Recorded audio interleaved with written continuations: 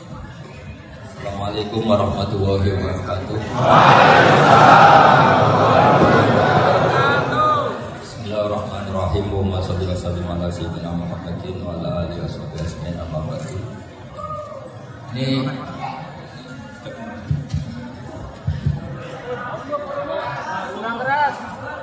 Orang keras.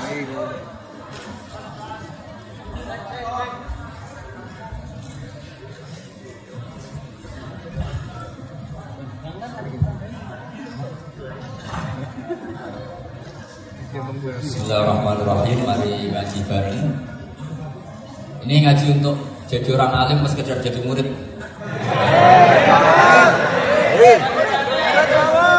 Kalau untuk orang alim ya nggak usah suka uang dulu. Ini begini, jadi kondisi yang ini jelas.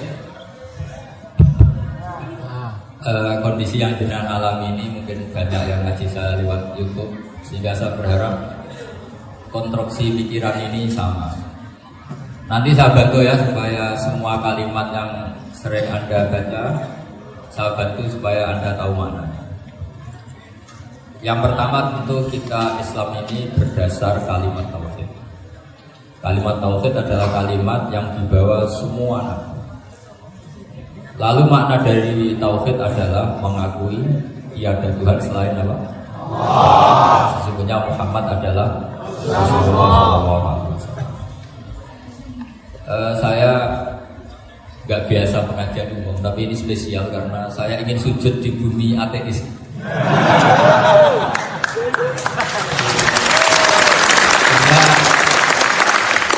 Dari awal saya ini sebetulnya tanpa dirayu sudah kepikiran. Dirayu lama sama Mas Eko ini, sudah ngerayu masih bilang nanti ada lelangan Gus ya. Tapi tadi katanya panitia hasil lelangnya sekitar 60 juta ya. Itu dibangunkan masjid, jangan untuk mes ya. Supaya saya ikut amal. Jadi begini ya, perasaan saya juga seluruh ulama di dunia. Saya ulang lagi, perasaan saya juga seluruh ulama di dunia, bahwa Islam masuk itu macam-macam sebabnya. Dulu kita tahu, kita sebagai warga Indonesia, Islam masuk itu ya dibawa orang yang agak kedunian, ya kayak jenengan kira-kira. Ya kayak mbak-mbak ini, ya agak-agak mata duitan. Karena kita tahu rata-rata ahli sejarah mengatakan Islam di Indonesia dibawa kiai pedagang. Pedagang itu nyari uang apa nyari dakwah? Ya semoga Anda mirip-mirip. Ya itu nyari uang karena ada nurani Islam, sehingga tetap saja membawa Islam. Saya tidak tahu Islam Anda ala apa, tidak tahu. Pokoknya mau ngaji ya berarti Islam ala sunnah apa? Jadi ini penting saya utarakan bahwa Islam itu agama yang mudah dipahami, sehingga dibawa pedagang saja ya kasir. Dibawa orang yang kedonyan kayak jenengan juga kasir. Dibawa orang baik yang kasir, dibawa orang broken juga kasir. Ini penting saya utarakan karena saya ngaji di mana-mana bilang ciri utama kebenaran absolut adalah kebenaran yang bahkan orang nggak benar saja bisa bawa. Tapi bukan berarti saya dukung Anda ada benar, kan sudah ada benar dulu sebelum kenal saya. Tapi nggak apa-apa, nggak benernya umat Islam insya Allah dimaafkan sama Allah Subhanahu. Ya asal tobat maksudnya. Nah ini saya beri satu konstruksi pikiran yang saya sering utarakan di ngaji saya. Sampai sekarang saya coba saat tes ini kan di kampus ya, di apa bacanya itu Kim University yang Global Leader apa in the World.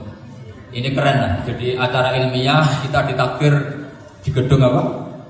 Kampus, gedung universitas di begini. Kalau 1 ditambah 1 2 itu namanya hakikat. Ciri utama hakikat adalah siapapun akan menerima. Saya sekarang tanya sama Anda, kira-kira 1 tambah 1 2 itu musuh Anda pun mengatakan 2 apa tidak? Ya. Pekerja Korea ya bilang 2, Rektor Al-Azhar juga bilang 2. Kamu yang sekarang sedang mungkin sebagian broken sama istri juga bilang 2. Istri kamu yang mangkal sama kamu juga bilang 2. Yang cemburu ya bilang 2. dua, yang dicemburuin juga bilang dua. Karena begitu mudah kebenaran absolut diterima oleh siapa saja. Begitu juga eksistensi Allah sebagai Tuhan. Itu mudah diterima oleh siapa saja. Sehingga pembawanya tidak perlu seorang kiai atau gus atau mubalek atau ketua umum, tidak. Cukup karyawan pekerja Korea. Karena kebenaran absolut itu kebenaran yang mutlak. Siapa saja yang waras pasti ngaku. Kira-kira orang yang berpikir sehat pasti berpikir begini. Ini yang diajarkan Quran. Bumi ini kadung wujud, sudah wujud kadung wujud, punya eksistensi. Mungkin nggak sesuatu yang wujud kemudian disebabkan oleh sesuatu yang nihilisme, yang tidak ada. Mungkin tidak mungkin. Yang namanya penyebab itu harus sesuatu yang wujud. Di mana-mana penyebab itu harus punya eksistensi. Karena langit dan bumi ini kadung wujud, pasti penyebabnya adalah wujud. Karena wujud penyebab harus bersifat super. Nah, bersifat super ini oleh ulama dikatakan wajibil wujud. Itu akal siapa saja akan terima. Cuma kemudian setelah terima itu orang macam-macam cara berpikir. Mungkin orang Jawa dulu bilang itu sayang widi. Kalau orang sini mungkin bilang apa? Dewa atau apa? Gak tahu. Karena itu yang teman sampai ada teman saya. Tapi yang jelas begini, ini konstruksi ini harus kita jaga. Nanti saya bacakan teks hadis. Kebenaran sejati ciri utamanya adalah ada absolutisme, ada kebenaran mutlak. Ciri utama kebenaran mutlak adalah diakui bahkan oleh siapa saja, termasuk oleh orang fasik. Orang fasik itu orang nggak benar. Misalnya ada imam masjid besar Istiqlal, ditanya 1 tambah 1 bilang apa? 2. Nanti kira-kira yang londe juga bilang apa? 2. KPK juga bilang, koruptornya yang ditangkap 2. Nah, eksistensi Allah sebagai Tuhan ini kebenaran yang absolut. Maka agama ini juga boleh diterima oleh siapa saja, termasuk oleh orang fasik, orang nggak jelas. Ini penting saya utarakan karena sekarang marak kelompok yang mengatakan orang Islam kalau zina menjadi tidak muslim, orang Islam kalau korupsi menjadi tidak muslim. Salah sedikit tahlilan jadi kafir, percaya wasilah jadi kafir. Itu tidak benar seperti itu. Karena kebenaran eksistensi itu kebenaran yang nggak bisa diganggu. Seperti Anda ini kan warga Indonesia, KPK ya warga Indonesia, koruptornya juga warga. Apa setelah dia korupsi lalu tidak warga Indonesia? Tetap warga. Orang yang meyakini kalimat tauhid setelah dia salah apa terus tidak ya? Oke, kan tetap ya. Maka dia tetap Ini penting saya utarakan. Kalau seorang warga Indonesia yang koruptor, yang macam-macam saja tetap warga Indonesia, padahal banyak kesalahan. Karena status warga Indonesia adalah status yang permanen. Begitu juga status Muslim adalah permanen bagi siapa saja yang melafazkan La ilaha illallah Muhammadur Rasulullah. Kita tidak bisa mengkafir-kafir. Itu juga yang sering dipesankan dan jadi ciri khas ulama ahli sunnah wal jamaah, tidak mengkafirkan orang Islam meskipun melakukan dosa besar. Soal dia salah nanti masuk neraka, silakan saja, tidak ikut, paham ya? Sampai bisa mencoba. Tapi tetap saja dia muslim. Analoginya gampang sekali tadi. Orang Indonesia yang salah itu tidak akan merubah statusnya sebagai warga Indonesia. Karena ya memang dia berstatus warga Indonesia. Orang Islam yang sudah melafazkan syahadat maka menjadi muslim.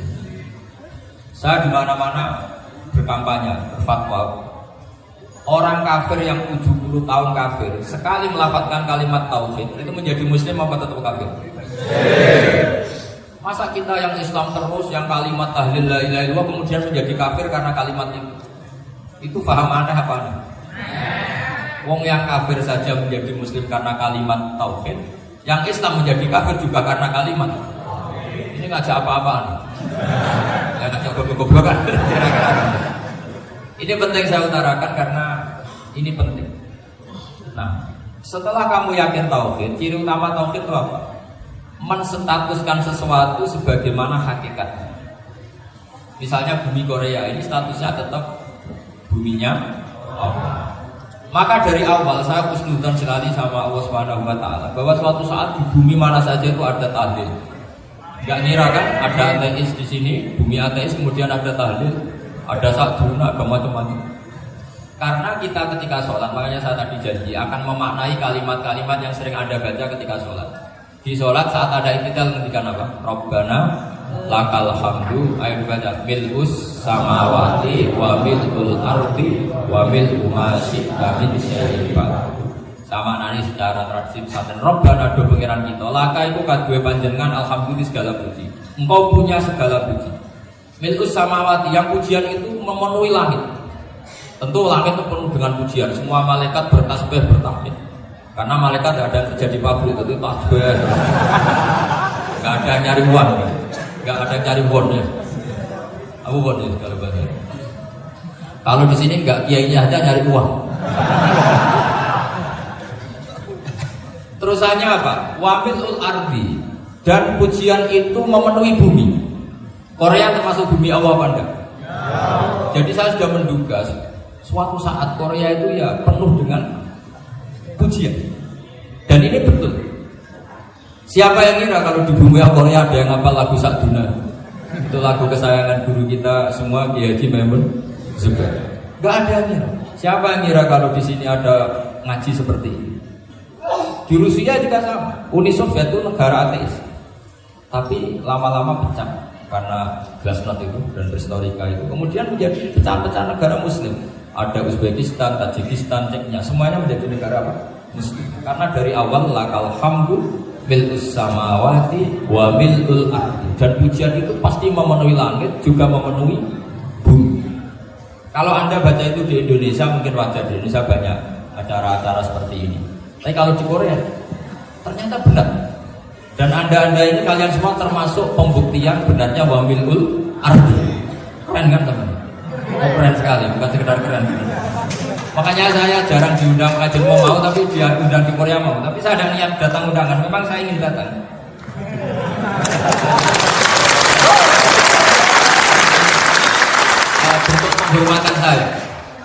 Bentuk penghormatan saya bahwa pada akhirnya benar-benar lakal hamdu mil'us samawati wa mil'ul ardi. Jadi Anda tidak perlu pesimis, dulu Indonesia juga seperti itu. Banyak Buddha, Hindu, macam ateisme. Kemudian berkatnya para ulama sekarang jadi negara yang mayoritas muslim. Korea, barokahnya orang-orang kedonyan seperti ini banyak. Gak apa-apa. Karena sebagian agama Islam, sebagian sejarah ditulis di bawah pedagang-pedagang Gujarat.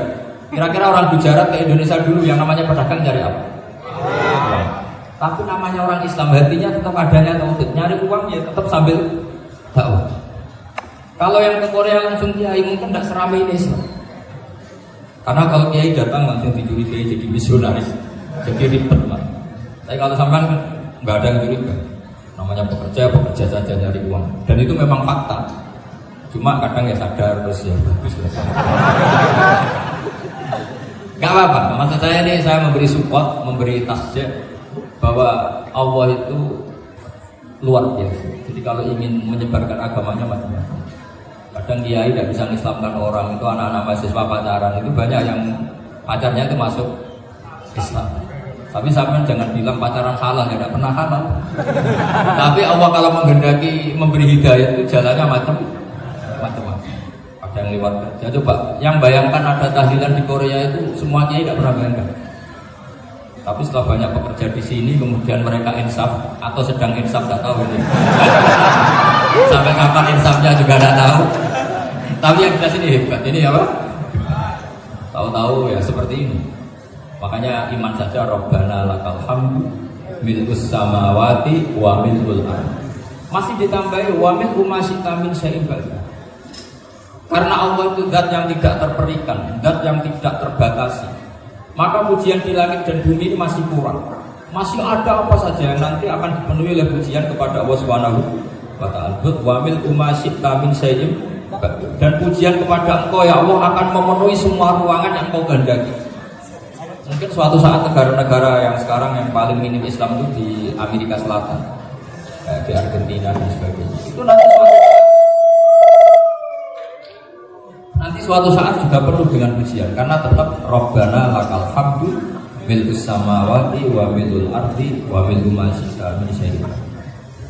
Saya di Jogja setiap akhir ngaji saya ajari wiridan. Mungkin wiridan ini tidak asing bagi jenengan karena sering saya baca subhanallah wa bihamdihi adada khalqihi wa ridha nafsihi wa zinata arsyihi wa midada kalimah. Bahwa kita memuji Allah itu adada khalqi, sesuai jumlah makhluk Allah. Semua makhluk Allah meskipun kelihatannya mengecewakan, ini semuanya memuji sama Allah Subhanahu wa taala. Meskipun kadang kita kecewa, kadang kita tidak cocok. Coba barokahnya Anda ini agak-agak kecewa gitu dengan Indonesia karena agak menyediakan lapangan kerja untuk Anda. Tapi agak kecewa-kecewa amat ya, agak-agak saja. Karena Anda tetap semua mencintai Indonesia. Gara-gara agak-agak kecewa cari negara lain. Akhirnya di Korea, ada di Jerman, ada di Inggris. Tapi bawaan pernah ngaji di musola, Islam ini ke bawah. Sehingga karena Islam ini ke bawah, tahu-tahu ada komunitas yang memikirkan umumnya orang mikir Islam itu ya bikin masjid. Kalau di Korea unik nyewa apa? Nyewa gedung untuk masjid. Itu kalau diceritakan di Indonesia aneh. Ini masjid sewa aku. Tapi kalau di sini lazim karena kalau beli mahal ya cukup sewa. Saya tidak tahu kalau dalam terminologi agama tempat Anda sujud ini nanti jadi saksi di akhirat. Itu yang permanen apa yang sewaan tidak tahu. Jadi nanti bumi ini tanya, ya saya Allah pernah dipakai sujud, tapi setelah 1 tahun nggak kuat menambah lagi. Makanya saya dukung tadi yang ada gerakan masjid apa.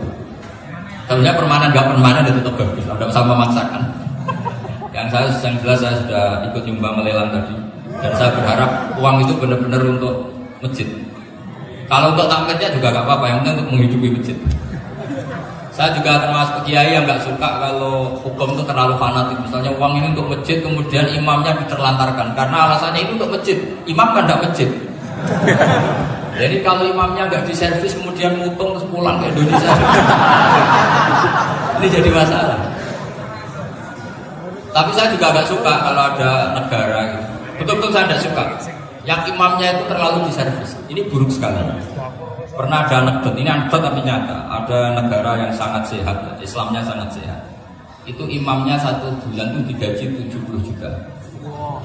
Kira-kira 70 juta dibagi 1 hari berapa? 5 sholat. 5 kali 30 berapa? Kira-kira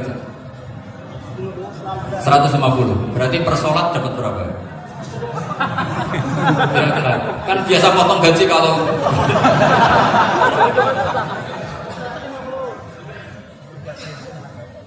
singkat cerita, si kiai dari luar negeri tadi cerita apa Indonesia? Kiainya miskin-miskin, datang ke masjid kan kadang pakai ontel, adzan sendiri, bomat, sholat sendiri. Itu nasib orang-orang Sragen dan Salatiga sebagian. Itu yang lapor karena mereka itu. Kalau Rembang insya Allah enggak. Tapi ada semuanya Salatiga, sebagian begitu. Itu yang cerita kiainya, bukan ini bukan hoax. Memang kiainya cerita nasib kiai di Salatiga. Itu digojlok, tapi tetap sholat. Singkat cerita orang tadi cerita, imamnya di sana naiknya Mercy, muadzinnya pakai GRI. Itu tetangga sebelah Indonesia banyak fasilitas imam seperti itu. Karena gajinya sampai 70 juta. Setelah dia cerita bangga karena negaranya mengapresiasi imam sholat, sama di Indonesia dia ngomongin gini, makanya kamu sholat terus takut potong gaji ya. Itu takdirnya bukan main. Dikira itu satu sifat kelebihan negaranya, ternyata buruk sekali karena imam sholat karena takut potongan gaji. Akhirnya di Indonesia bangga, alhamdulillah kita sholat tambah gaji dan tetap sholat. Keren mana yang digaji sama Anda? Ini yang di atas ini banyak calon imam. Tidak keren mana imam yang digaji sama Anda? Kerennya enggak. Tapi kalau pertanyaannya dibalik, keren mana jamaah yang peduli imamnya sama yang enggak peduli? Jadi jawabannya harus tetap seperti itu. Imamnya keren yang ikhlas, tapi jamaahnya keren yang peduli imamnya. Jelas ini ya fatwa saya. Gimana? Imamnya baik yang ikhlas, tapi jamaahnya baik yang peduli nasib. Nah, tapi sekali imam dari awal gak ikhlas itu harus dipahami. Itu bahaya bagi agama kalau awalnya sudah ada. Karena nanti setelah habis subuh terus dihitung. Oh, setahu saya sholat terus kok kenapa gajinya tinggal segini? Ya, setahu saya sholat terus kok gajinya tinggal segini. Terus nanti takmirnya bilang kemarin duhur Pak Yai dan Imami, kemarin asar dan Imami. Terus dihitung. Bisa nggak agama akan berjalan seperti ini? Ya makanya pertanyaannya tadi, suka atau punya imam ikhlas? Suka. Tapi imamnya juga suka kalau jamaahnya peduli. Ini penting, jadi saya mensupport Anda, mensupport kalian semua bahwa agama ini akan diurus oleh Allah Subhanahu wa Ta'ala. Makanya Sayyidina Umar radhiyallahu anhu kalau disuruh mikir agama itu tidak mau betul. Ketika Umar jadi khalifah itu puncak keemasan masa Islam. Semuanya stabil, semuanya hebat. Sampai Irak, Iran zaman itu Persia masuk, semuanya Mesir, itu semuanya ikut Islam. Ketika Islam pada puncaknya, yang dikhawatirkan oleh masyarakat adalah begini. Lalu setelah Umar itu bagaimana? Islam setelah dipimpin orang yang tangguh, yang kuat, yang waroi, yang zuhud. Lalu setelah Umar itu gimana? Tapi Umar disuruh mikir gak mau. Sampai setiap Abdullah bin Umar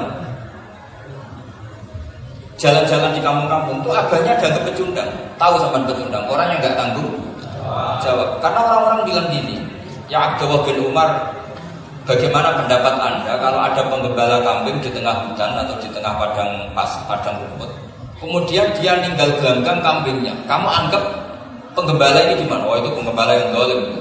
Pasti kalau kambing tinggal ya kacau.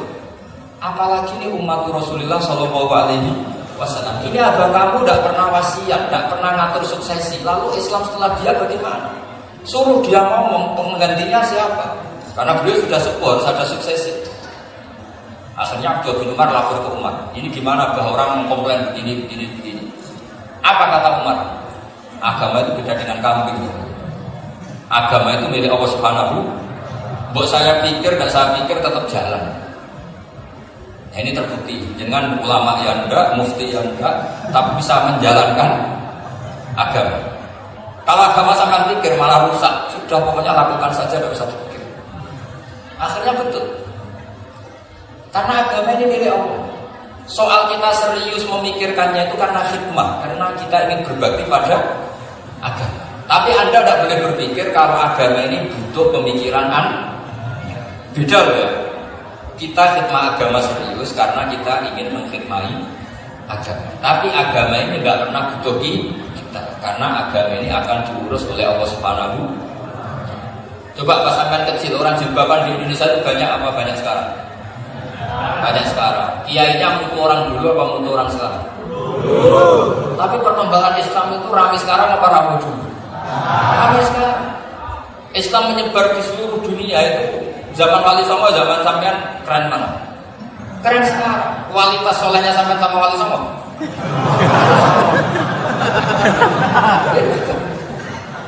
Karena agama itu diurus oleh Allah Subhanahu wa Ta'ala. Maka kata Sayyidina Umar, agama ini innallaha ta'ala yahfadzu dinah. Innallaha ta'ala la yudhi'u khilafata waladina. Allah itu tidak akan menyia-nyiakan agamanya. Ini terbukti. Agama ini pernah dipimpin orang terbaik di dunia, yaitu Rasulullah Shallallahu Alaihi Wasallam. Ketika beliau intaqala ila rafiqil a'la, ketika beliau pindah ke alam sana, diteruskan oleh sahabat yang tentu jauh di bawah Rasulullah. Diteruskan tabi'in, diteruskan para wali songo, diteruskan yang sampean yang jauh di bawah wali songo. Sejauh-jauh.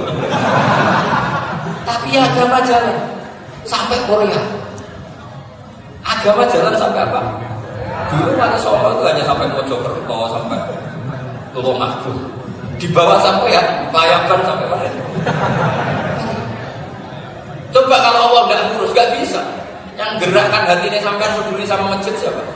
Allah Subhanahu Wa Taala. Yang menggerakkan hati sampean peduli sama agama siapa? Tapi yang menggerakkan sampean ke Korea apa? Uang kan?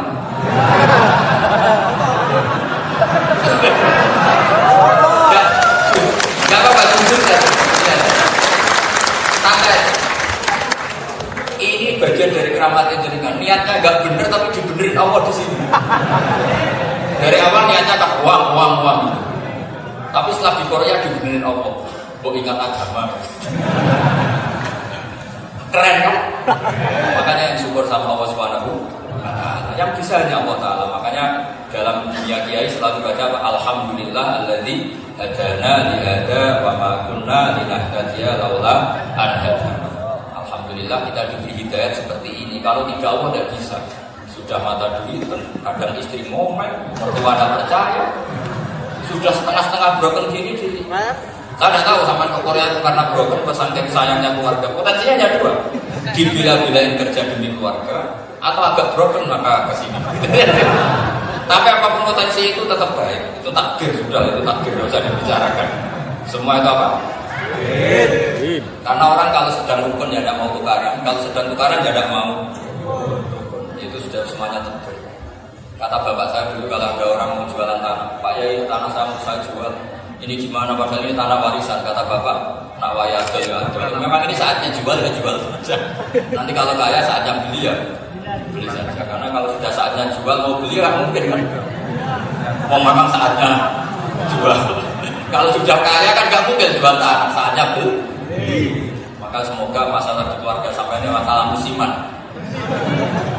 Maksudnya yang tukarannya itu musiman, yang rukunnya permanen. Jangan tukarannya permanen, rukunnya musiman. Setelah melihat yang lebih cantik, katut, babon, gak ada apa. Jadi semoga katut masjid ini bagian dari kafarah sampai. Jadi kafarah kesalahan sampai. Ini penting saya utarakan karena agama itu beda. Agama ini diurus oleh Allah Subhanahu. Jadi kita mengerahkan pemikiran itu bukan karena kita akan menyelamatkan agama ini, tidak. Agama ini diselamatkan oleh Allah Subhanahu wa Ta'ala. Coba kayak apa Uni Soviet kuatnya, mengkooptasi supaya orang semuanya ateis, semuanya komunis. Itu 100 tahun Uni Soviet ini. Tapi orang-orang Uzbek, Ceknya, Tajikistan tetap mengajari anak-anaknya tauhid. Itu ada cerita itu sampai mengajarkan tauhid itu di bawah tanah, di basement. Tapi Allah menghendaki Rusia itu, Uni Soviet jatuh. Ketika jatuh, negara-negara ini langsung menjadi negara Islam, yaitu Uzbek, Tajikistan, Ceknya. Mungkin nggak mereka langsung menjadi negara Islam, andai kan saat menjadi Uni Soviet benar-benar menjadi ateis. Nggak mungkin kan? Karena saat dikooptasi Uni Soviet, akidah mereka tetap tahu, cuma nggak berani muncul. Artinya apa? Uni Soviet nggak bisa menghabisi Islam. Kurang kerennya Uni Soviet zaman itu, bisa nggak menghabisi Islam? Nggak bisa. Donald Trump dulu termasuk Islamofobia, tapi setelah dia anti-Islam, orang-orang Amerika demo supaya memperhatikan Islam. Nggak bisa. Makanya Korea pun nggak bisa menghabisi Islam. Kalau sampai menghabisi Islam itu sendiri bisa, karena nggak mau sholat, nggak mau zakat itu sampai. Tapi sampai tahu yang Islamnya habis, Islam tetap baik-baik saja. Makanya ini penting saya utarakan supaya kamu pede bahwa agama ini pernah dibawa orang yang berdagang. Ya soal ada sebagian pendakwah yang ikhlas ya banyak, tapi sejarah yang gampang kita lihat adalah Islam itu juga oleh pedagang pedagang apa ini. Gak apa-apa sejarah itu meskipun sebagian menentang gak apa-apa, tapi sejarah itu tetap ada. Pasti sebagiannya memang seperti itu, dan itu tidak masalah. Salah lagi itu tidak masalah. Coba dulu pemain bola kalau di Inggris itu kalau mau sholat susahnya bukan main. Apalagi kalau mau puasa. Kalau di sini kerja puasa katanya mati tuh kalau puasa. Kalau mau sholat katanya dicari mana ini geralannya kok. Kata orang-orang ateis itu dicarikan patungnya. Ini sholat juga ada patungnya ini gimana ini. Ya ngalamin gitu. Tapi Allah Maha Kuasa. Banyak investor mana itu Dubai atau Qatar yang tertarik investasi di dunia bola. Kayak Sulaiman Al-Fahim makanya beli Manchester City. Itu sekarang pelatihnya negur orang sholat gak berani, bahkan di tengah stadion dibangunkan masjid. Gak sampai daftar jadi muadzin bisa. Apa nyanyi Saduna di sana juga bisa. Dulu Aljazair kuncinya bukan main. Apa Perancis sama orang Islam kuncinya bukan main. Barokahnya Zidane pemain bola dan juara dunia. Terus Zidane turunan Aljazair. Akhirnya orang Perancis itu mencintai Islam, itu barokahnya sepak. Allah punya sekian cara untuk mengenalkan Islam. Di Prancis dikenalkan lewat pemain sepak. Dan di Korea ini agak unik, dikenalkan lewat pecinta bom. Saya jamin ini tidak apa-apa, sudah aman. jamin. Makanya alhamdulillahilladzi hadana li hadza wa ma kunna linahtadiya laula an hadana. Karena agama ini dibawa oleh Allah Subhanahu wa taala, yang menjaga juga Allah Subhanahu wa taala. Sampai tidak usah khawatir. Kalau ada kelompok tertentu yang mengkhawatirkan Islam, sekarang Islam bahaya gini-gini, itu kurang roja, itu kurang optimis. Harapannya sama Allah tipis, harus ngaji lagi. Agama ini dimangka nayarjuwa wal yaumal akhir. Agama ini bagi yang terus-menerus berpengharapan kepada Allah Subhanahu wa taala. Agama ini dimangka nayarjuwa, coba bahasa Arabnya roja, yarju rojaan, maknanya harapan. Jadi agama ini bagi yang selalu berpengharapan, bukan yang pesimis, bukan yang hati kecil, apalagi yang tukang putus.